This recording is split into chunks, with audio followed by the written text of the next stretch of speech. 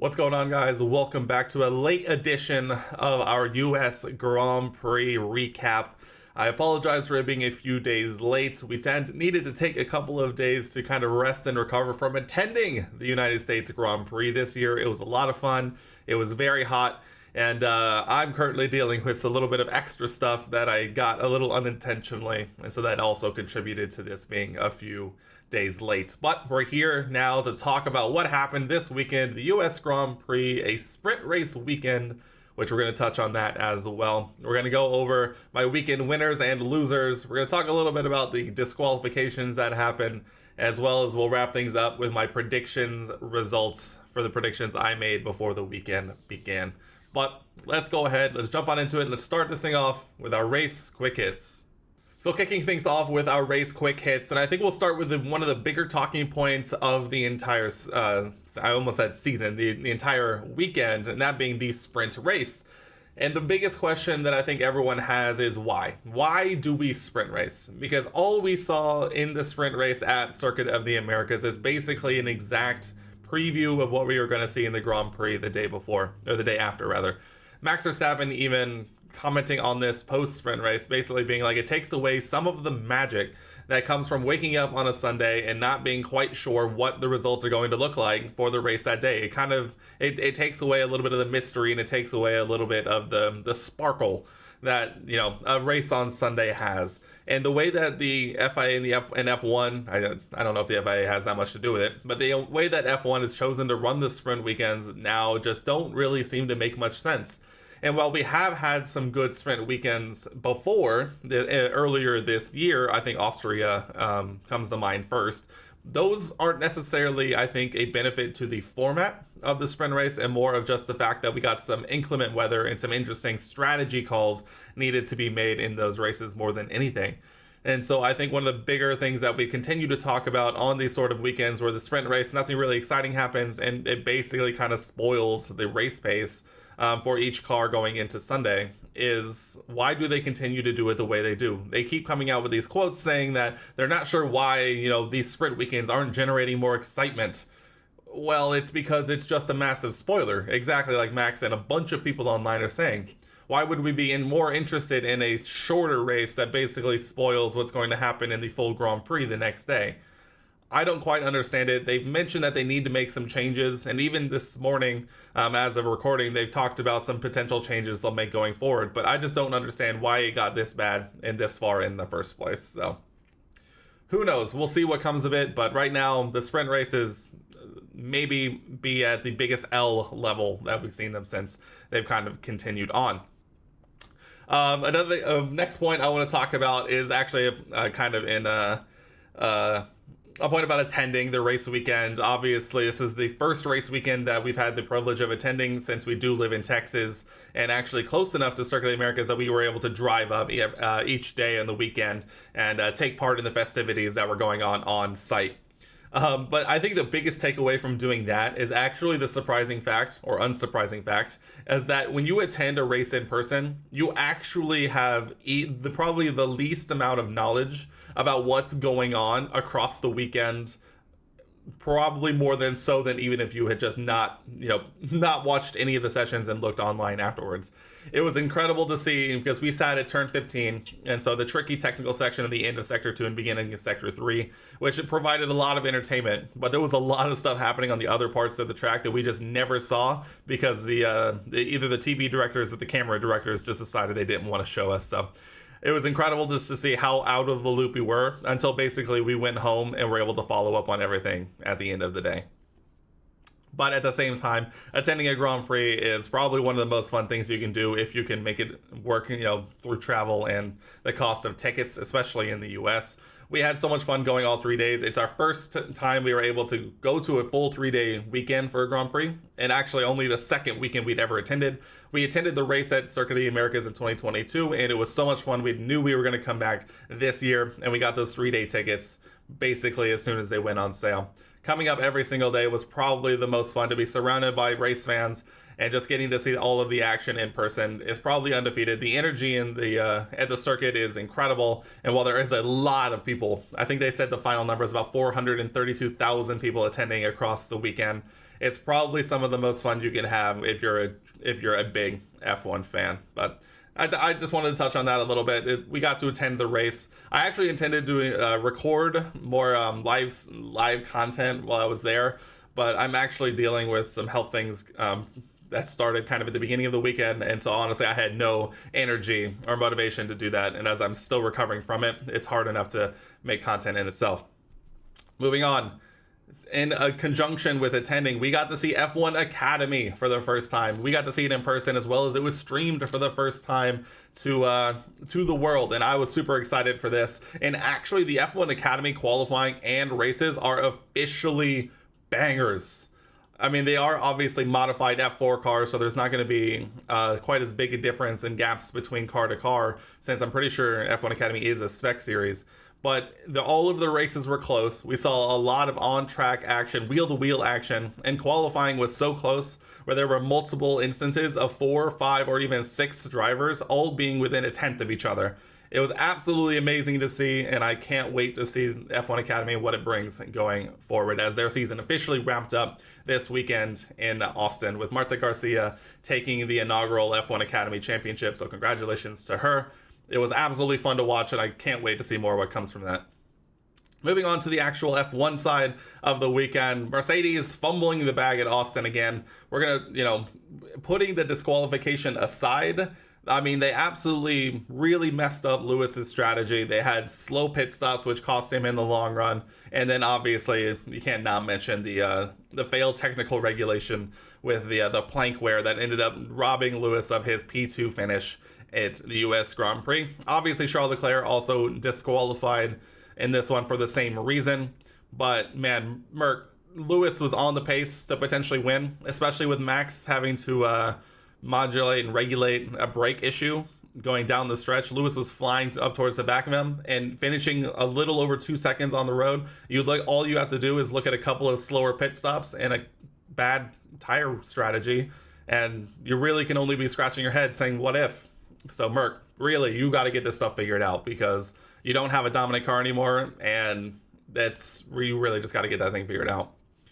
I mentioned the Charles disqualification as well. Obviously, that man has been through the ringer with Ferrari. Starts on pole, gets put on a terrible one-stop strategy, and then also, similar to Lewis, just disqualified when it's all said and done. So Charles, I hope you're in therapy, or at least have a strong support system around you, because you are going through it, and I hope you're doing okay.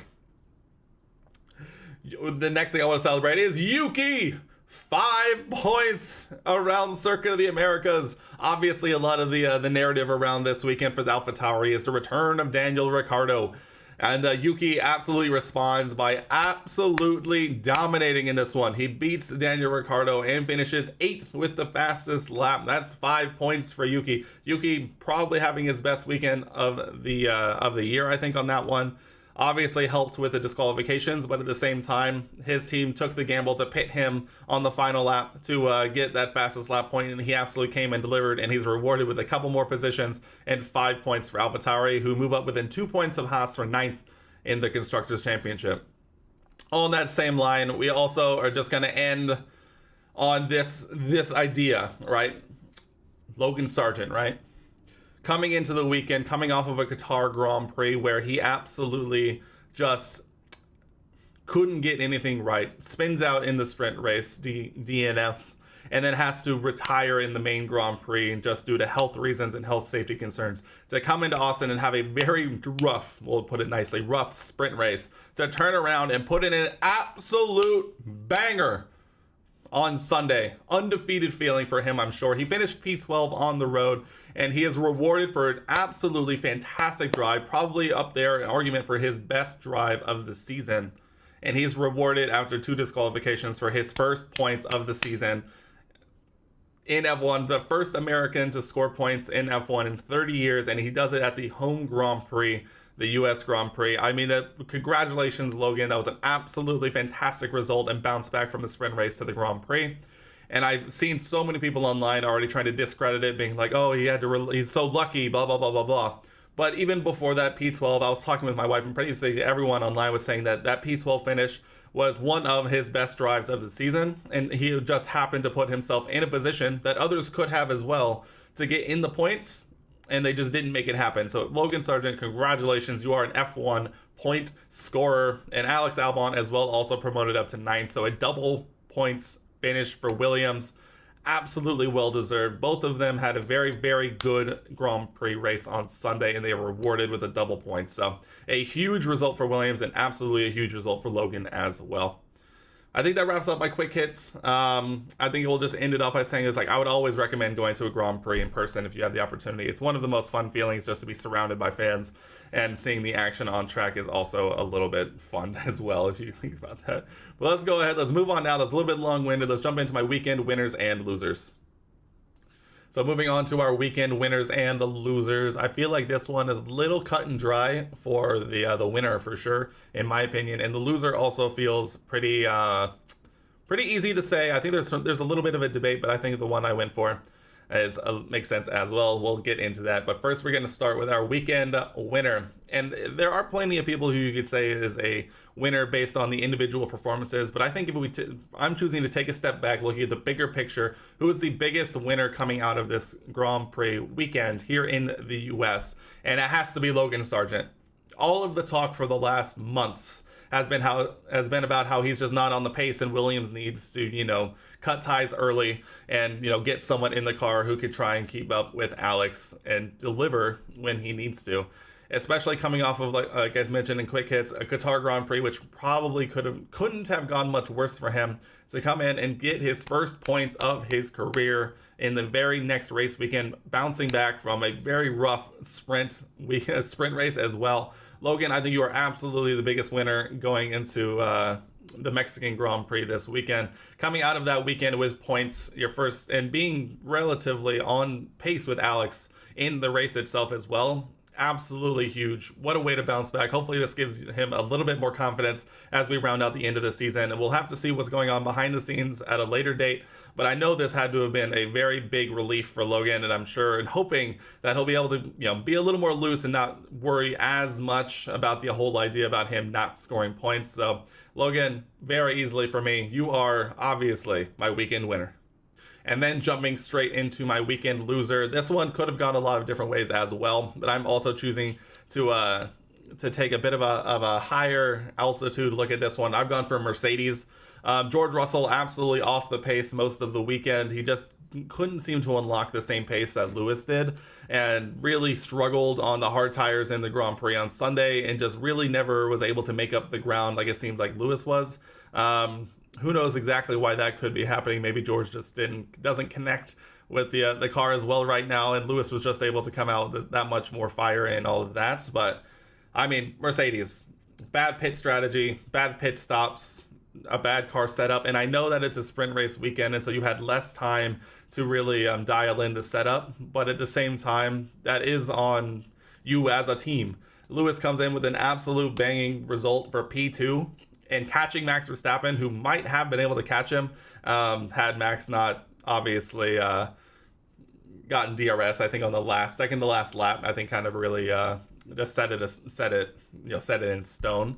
But when you finish 2.2 seconds off the lead for Lewis, and you look at the same time and say, oh, you had a 3-point something on pit stop and another 3-point something on pit stop, you tried to put Lewis on a very bad one stop, but when you realized it was far too late to realize that a one stop was just not the play, you pit Lewis after Max had already gotten into his pit window and put him 5 or 6 seconds behind him at that point as well.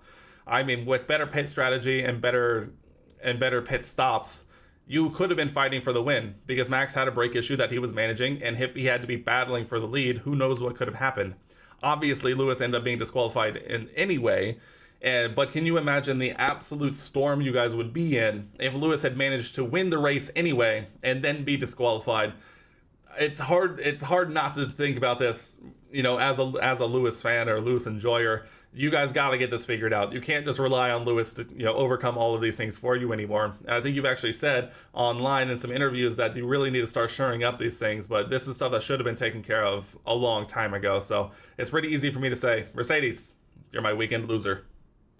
All right, let's go ahead and wrap this up with my predictions results. It was a tough weekend for me, although I have started to make a little bit more out there predictions. this one particularly just did not go my way. For my biggest positive surprise, I chose Lewis Hamilton, and I think this was absolutely sort of tracking. Obviously, Lewis performs very well in the US a lot, but coming off of a Qatar Grand Prix where he crashed into George and wasn't able to complete the race, to come back and absolutely put in a very, very good result only to be disqualified. I couldn't give myself the point here. I know it's not Lewis's fault, but when you get disqualified from the race and lose your P2 finish as well as lose ground in the Drivers' Championship, it's hard for me to say that it was a positive result or a positive surprise, because obviously none of us wanted to see Lewis get disqualified from this one. Moving on to my pick for biggest disappointment, I chose Daniel Ricciardo. And then outside of a decent sprint qualifying, Daniel kind of found himself running down the order most of the weekend, culminating and finishing last on track in the Grand Prix. And I know that's not always necessarily his fault. AlphaTauri kind of also put him on a weird try and do a one stop, only to realize that wasn't really the case, and then ended up pitting him for softs at the end. But he was getting swallowed up by cars left and right. Even Logan Sargent was able, again, we praise Logan Sargent on this channel. Logan Sargent was able to get by pretty easily and pull a gap. AlphaTauri really set him up for failure, and I'm sure he wanted more, and all of us wanted more for him at his favorite race. But I think I'm giving myself the point here. It's pretty disappointing to see Yuki, especially finishing with 5 points on the weekend with the fastest lap at the end. It was a tough result for Danny, so sorry. Looking at my qualifying predictions, this is where the biggest L I probably took all weekend was. I predicted an Oscar Piastri P3, a Lewis Hamilton P2, and a Max Verstappen pole. Obviously, Max did not start in the top 3. Oscar Piastri started P10, and Lewis Hamilton did start in the top 3, but it was in P3. So out of 3 possible points, I got half a point, because I guessed Lewis Hamilton in the top 3, but it's in the wrong position. And so half a point out of 3, not where we wanted to go. And then for my sprint winner, I really thought Lando was going to come out and have an absolute banger of a weekend, and he did. And it was very touch and go there for a minute in the sprints that Lando was leading for quite a bit. But at the same time, it wasn't to be. Lando ended up not having the car and the facilities to make that happen, as Max Verstappen came home to win the sprint. So no point there either. And then my race results, my race podium, and this is my biggest L of. I know that points-wise, my qualifying results is my biggest L. But this is my biggest L in general, because I predicted a Max Verstappen win, 1 point, a Lewis Hamilton P2, and a Lando Norris P3. I almost got this 3 out of 3. But unfortunately, with Lewis's disqualification, I end up only getting 1.5 out of 3, with Max taking the win, and Lando inevitably taking P2, moving up after Lewis's disqualification, so a half point for him. So 1.5 out of 3 on that one. And then my Haas predictions of the weekend. This one's always such a crapshoot. I predicted 2 cars into Q2 for the race quali, half a point, because only Kevin made it so. 1 car into Q3 for sprint quali, unfortunately not. And then I predicted points for the weekend. Haas always seemed to get that 1 point at the Circuit of the Americas, but just it wasn't to be this weekend. So another half point out of 3. And if you do all of the math, I ended up with 3.5 out of 12 points. So tough weekend for me. I'm going to look to try and bounce back this weekend in Mexico. But we'll see that here in a couple of days with my predictions video. But guys, that wraps it up for me here. What did you think of the United States Grand Prix weekend? What do you think about sprint races? What should we change? Should we stay the same? Should we mix it up a little bit? Or should we just get rid of them altogether? Let me know down in the comment section below. And if you haven't already, hit that subscribe button and turn on the notifications so you don't miss a single upload to the channel. Well, like I said, we'll be back here in a couple of days for our Mexican Grand Prix predictions. But that wraps it up for me here, guys. I hope you enjoyed. We'll see you here in a few days for the Mexican Grand Prix weekend as it gets going. But until then, I'll see you guys in the next one.